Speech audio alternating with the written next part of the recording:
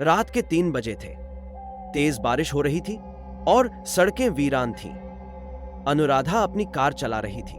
उसे देर हो गई थी। काम से लौटते समय अचानक उसकी गाड़ी का टायर पंचर हो गया। उसने मोबाइल निकाला, लेकिन नेटवर्क नहीं था।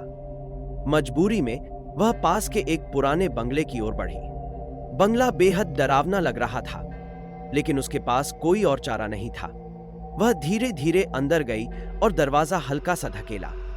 दरवाजा खुद ब खुद चरमराते हुए खुल गया। अंदर घना अंधेरा था। कोई है?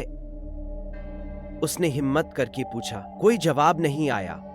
अचानक उसे ऊपर की मंजिल से किसी के चलने की आवाज सुनाई दी। उसके शरीर में झुरझुरी दौड़ गई। वह वापस मुड़ने ही वाली थी कि एक ठंडी हवा उसके कानों को छूती हुई निकली।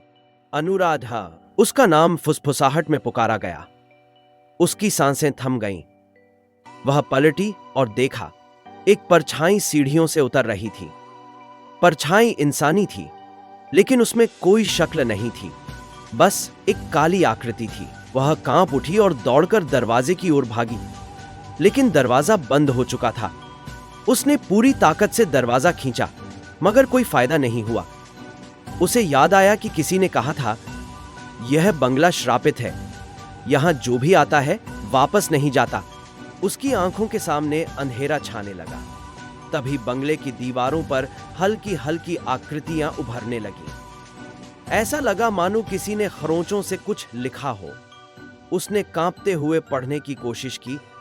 हम सब यहां फांसे हैं। हाँ, और तुम भी।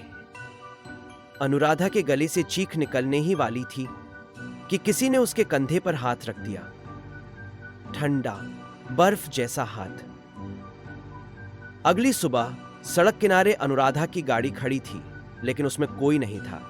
पुलिस ने बंगले की तलाशी ली, लेकिन अनुराधा का कोई सुराग नहीं मिला। लेकिन बंगले की दीवारों पर एक नया संदेश लिखा था, अब मैं भी इस बंगले का हिस्सा हूं। हेलो दोस्तों, स्टोरी अच्छी लगी है तो चैनल को लाइक करें, शेयर करें और सब्सक्राइब करें।